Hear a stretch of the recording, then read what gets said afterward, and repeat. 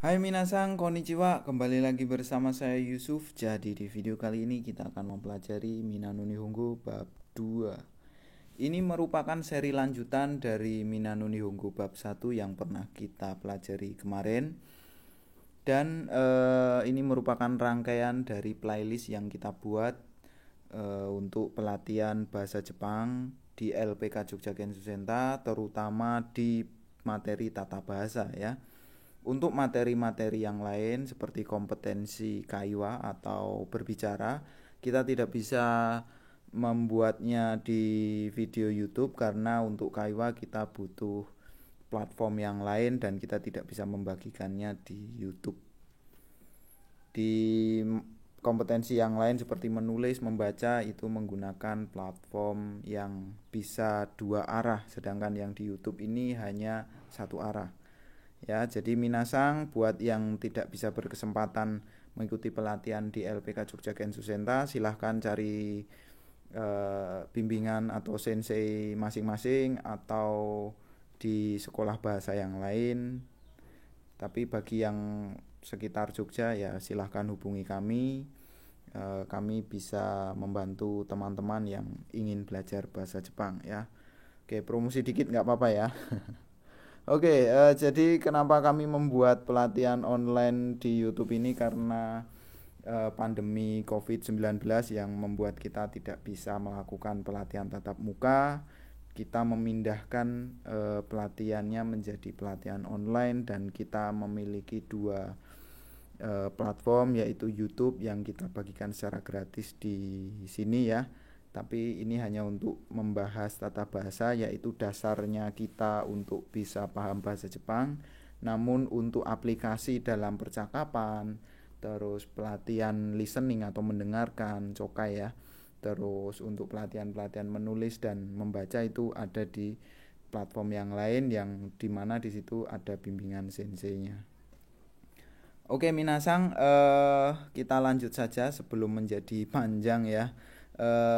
Ada kore, sore, are ya. Ini di bab 2 ini topik utamanya adalah ini ya. Kore, sore, are dan kono, sono, ano ya.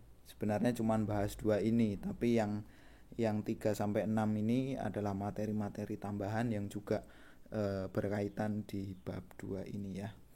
Oke, yang berikutnya yang ketiga so des dan so jaarimaseng.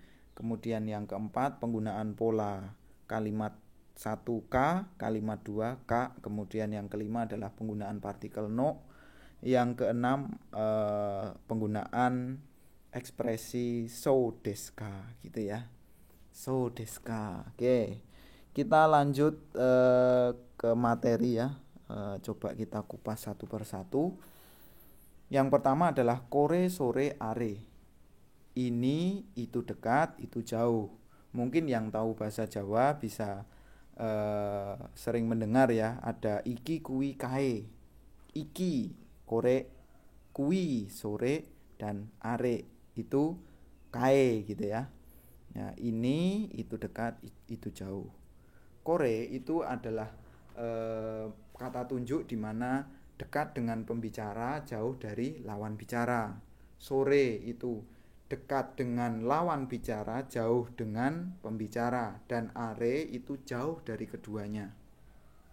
Paham ya minasang ya? Oke, kita lihat contoh kalimatnya. Yang pertama, apakah ini majalah gitu ya. Ini kurang tanda tanya ya bahasa Indonesianya. Apakah ini majalah gitu ya. Korewa zashi desu ka? Ya, jadi ini kita pakai kore gitu ya. Korewa zashi desu ka? Karena ini kalimat tanya maka belakangnya ada partikel ka gitu. Contoh yang kedua, itu kamus. Ya, itu dekat ya. Sorewa jisho desu. Itu. Yang ketiga, tolong yang itu. Areo kudasai gitu ya. Itu jauh ya. Tulung sik kae gitu ya. Areo kudasai. Hai. Berikutnya kita menuju ke materi yang kedua. Materi yang kedua ini sama dengan yang pertama tadi. Cuman bedanya di sini harus diikuti kata benda. Ingat ya. Ini wajib ada kata bendanya. Kono kata benda menjadi kata benda ini gitu ya. Sono kata benda menjadi kata benda itu. Kemudian ano kata benda menjadi kata benda itu jauh gitu ya. Ya kalau contohnya misalnya kono kasa berarti payung ini, sono kasa payung itu, ano kasa payung itu gitu ya. Hai. Contoh kalimatnya siapakah orang itu gitu ya. Ano hito wa donata desu ka? Ano hito. Hito kan orang ya. Ano berarti uwong kae gitu ya. Orang itu ya. Uwong kae gitu ya. Ya, orang itu, atau kalau bahasa Indonesia kita mengenal kata dia ya. Orang itu, dia siapa, orang itu siapa gitu. Donata itu siapa, sama dengan dari. Bedanya kalau donata itu lebih sopan. Ya, orang itu siapa? Anohito wa donata desu ka gitu ya. Kemudian yang kedua, tas itu milik saya. Sono kabang wa watashi no desu. Sono kabang ya, tas itu dekat ya, tas kui gitu ya, sono kabang. Oke, untuk yang pola watashi no desu nanti di materi yang selanjutnya masih di bab ini. Jadi kita fokus di yang kono sono ano dulu. Oke, yang ketiga ini, apakah buku ini milik Anda? Kono hong wa anata no desu ka gitu ya. Apakah buku ini milik Anda? Jadi buku ini kono hong. Ingat ya, dibalik ya. Kalau buku ini berarti kono hong, bukan hong kono ya. Dibalik, ingat, dibalik. Logikanya dibalik ya. Oke. Jadi yang pertama tadi kore sore are itu tanpa kata benda. Jadi langsung korewa, arewa gitu. Dia langsung jadi subjek atau langsung jadi predikat. Tidak masalah. Itu langsung aja. Tapi kalau ada kata bendanya itu harus kono sono ano. Jadi nggak bisa misalkan kore kasa, nggak bisa. Are kasa nggak bisa. Are hito nggak bisa. Jadi harus ano hito, kono hito, sono hito gitu ya. Jadi kalau ada kata bendanya harus kono sono ano. Oke? Oke, kita lanjut ke materi yang ketiga, penggunaan so desu dan soja arimaseng atau chigaimasu. So desu itu artinya ya begitu, ya benar. Intinya kita mengiyakan sesuatu atau mengiyakan kalimat sebelumnya. Tapi kalau soja arimaseng itu kita menidakkan kalimat pertanyaan sebelumnya. Atau cigaimas atau cingaimas itu menidakkan sebelumnya. Jadi kalau cigaimas itu sebenarnya arti sebenarnya itu salah atau berbeda. Ya, jadi artinya ya sama sih. Itu bisa saling menggantikan. Jadi boleh soja arimaseng, boleh cigaimas. Artinya bukan, tidak begitu, enggak, itu salah gitu ya. Intinya itulah ya. Jadi ada contoh di sini. Misalnya kita ditanya, apakah jam ini milik Anda? Kita kan ada dua kemungkinan, jawabnya ya atau bukan gitu ya. Kalau iya berarti hai so desu. Hai harus belakangnya des ya, karena kalimat positif. Hai so desu. Tapi kalau bukan, kan kalimat negatif, belakangnya harus ja arimaseng. Iye soja arimaseng. Begitu ya. Namun kita punya pilihan satu lagi, iye jingaimas. Itu sama dengan iye soja arimaseng. Silahkan pilih salah satu ya. Iye soja arimaseng atau iye jingaimas gitu. Jadi situasinya seperti ini ya. Minasang harus paham kapan menggunakan so desu, kapan menggunakan soja arimaseng. Karena ini dua hal yang berlawanan. Kalau minasang sampai salah jawab ya, itu bisa fatal ya. Misalnya ditanya, kamu mau minum sake gitu ya, sebenarnya nggak mau, tapi karena salah jawab hai so desu gitu kan, malah terus dikasih sake gitu ya. Jadi jangan sampai keliru ya. Ini dua hal yang berbeda. Hai so desu, iye soja arimaseng. Hai itu mengiyakan, iye menidakkan. Iye jigaimas juga sama ya, iye soja arimaseng dan iye jigaimas. Oke, paham ya? Kita menuju ke materi yang keempat, itu penggunaan pola kalimat 1K, kalimat 2K. Itu kalau dalam bahasa Indonesia ada kata ini, apakah titik-titik atau titik-titik gitu ya, pilihan, yaitu pertanyaan pilihan. Jadi bukan pertanyaan dengan kata tanya atau pertanyaan yes or no, bukan, tapi pertanyaan pilihan. Dalam contoh kalimat ada seperti ini ya. Apakah ini pulpen atau pensil gitu ya? Apakah ini pulpen atau pensil? Jadi kita disuruh pilih salah satu ya kan. Korewa borupen desu ka, enpitsu desu ka gitu ya. Jadi deska yang tengah di sini itu atau ya. Deska yang belakang itu artinya penanda kalau dia kalimat tanya gitu ya. Kemudian ada contoh yang kedua, Tukio seorang pegawai atau pelajar gitu ya. Tukio seorang pegawai atau pelajar gitu ya, pertanyaan pilihan. Tukio sang wa kaisain desu ka, gakusei desu ka gitu ya. Oke, seperti itu. Kemudian kita ada materi kelima, itu penggunaan partikel no yang artinya milik atau punya ya. Jadi di bab 1 kemarin kita sudah mempelajari partikel no yang artinya untuk menggabungkan dua kata benda. Betul ya, masih ingat ya? Nah, di bab 2 ini kita mempelajari bahwa partikel no itu digunakan untuk menunjukkan kepemilikan ya. Ini tas milik saya, korewa watashi no kabang desu. Jadi no di sini artinya milik atau punya saya gitu ya. Punya gitu. Korewa watashi no kabang desu. Ini, kore kan, ini tadi kita sudah belajar ya. Kore ini, kemudian tas, kabang, terus ada saya itu watashi gitu ya.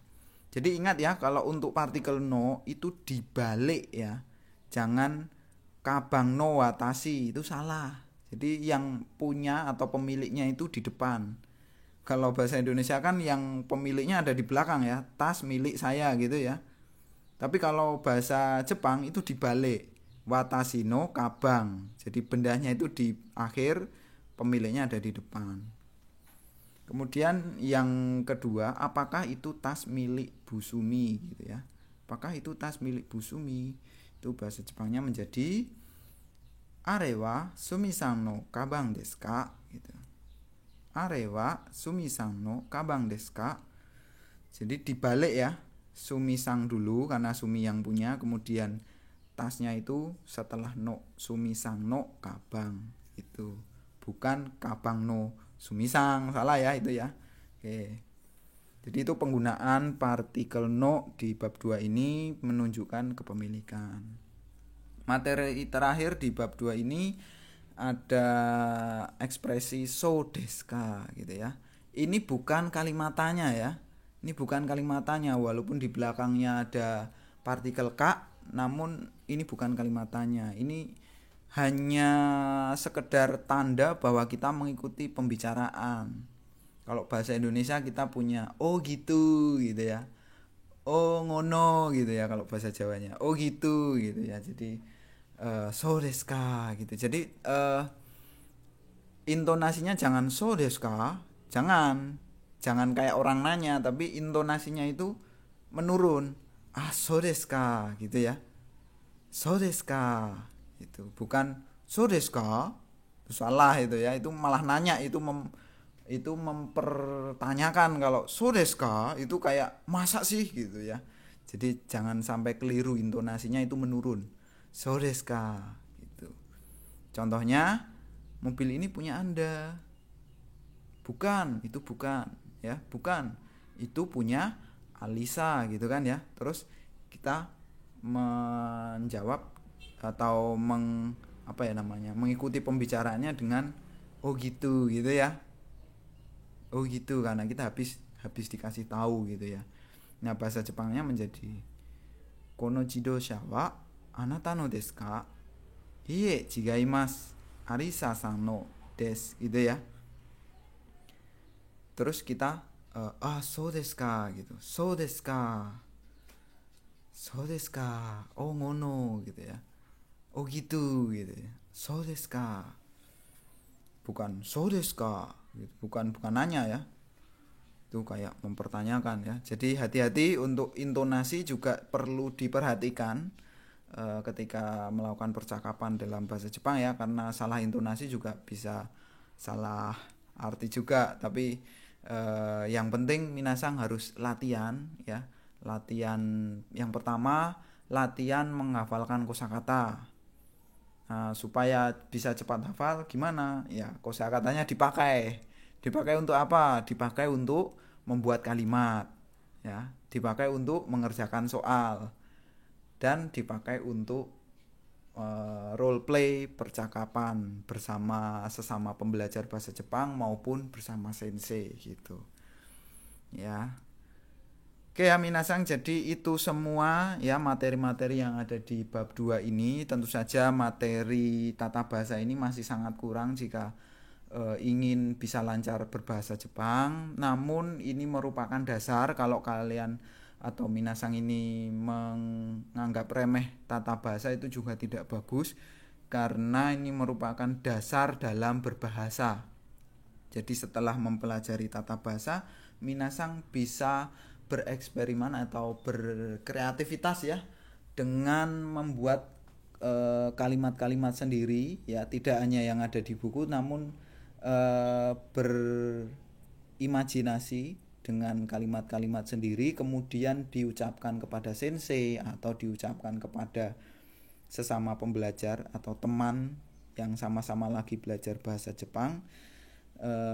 Itu bisa sangat cepat hafalnya ya kosakata dan akan cepat paham pola kalimatnya. Jadi kuncinya di latihan.